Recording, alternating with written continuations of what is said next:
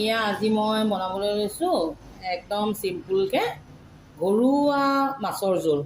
এয়া মাছ লৈছোঁ আপোনাৰ এয়া, আৰু এটা আলুগুটি লৈছোঁ ডাঙৰ চাইজৰ, তৰৈ লৈছোঁ 2টা, আৰু আপোনাৰ নহৰু লৈছোঁ কেইফুটমান, থেতালিও দিব পাৰে নাইবা কাটি কাটি টুকুৰাকৈ দিলেও হ'ব।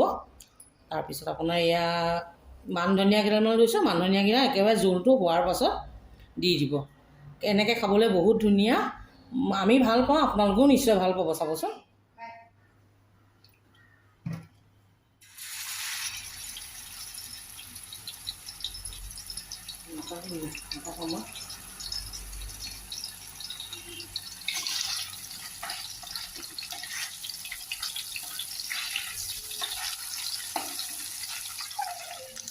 মাছটো ৰঙাকৈ ফ্ৰাই কৰি ল'ব, এয়া দেখিছে নহয়,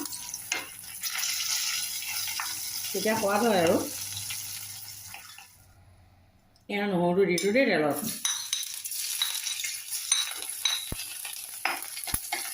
সৰু সৰুকৈ কাটি ল'লোঁ, কেঁচা জলকীয়া এটা দি দিছোঁ। এয়া ইমানটো ৰঙচুৱা হ'লে কাটি লোৱা তৰৈখিনি দি দিম, তৰৈ আলুৱে।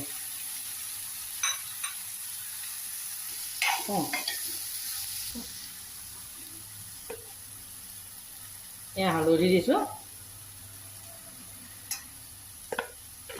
পাচলি অনুযায়ী আৰু। এয়া নিমখ, অকণমান চেনি অকণ দি দিব, তেতিয়া খাবলৈ ভাল হয় আৰু অকণমান সোৱাদ হয়। অকণমান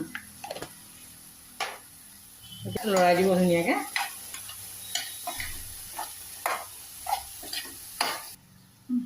এয়া ভালকৈ লৰাই পেলাই নিমখখিনি একেবাৰে লেটকুৱাকৈ লৰাই আৰু অলপ সময় ঢাকোন মাৰি থৈ দিব। এয়া দেখিছেনে, এই পানীটো ওলাইছে তৰৈ। এতিয়া আপুনি মাছটো দিব পাৰিব আৰু। এতিয়া ইয়াত অলপ কুহুমীয়া পানী আৰু তেনেকৈ আপুনি অকণমান তেনেকৈ ঢালি দিব, আপোনালোকৰ মানুহ অনুযায়ী আৰু।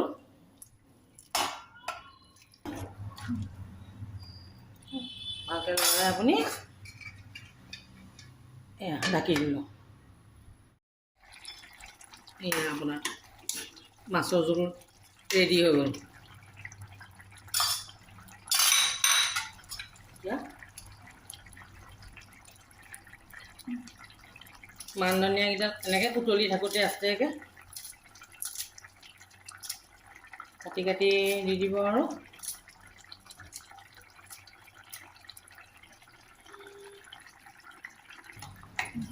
এয়া এতিয়া আলুটো সিজিলে নাই চাব, আৰু সিজিলে জোলটো হৈ গ'ল দেই।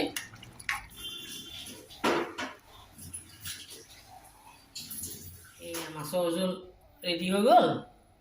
এতিয়া গৰম গৰম ভাত কেইটামানৰ সৈতে জলকীয়া এটা দি খাবচোন, ইমান ধুনীয়া লাগে, মই বৰ ভাল পাওঁ।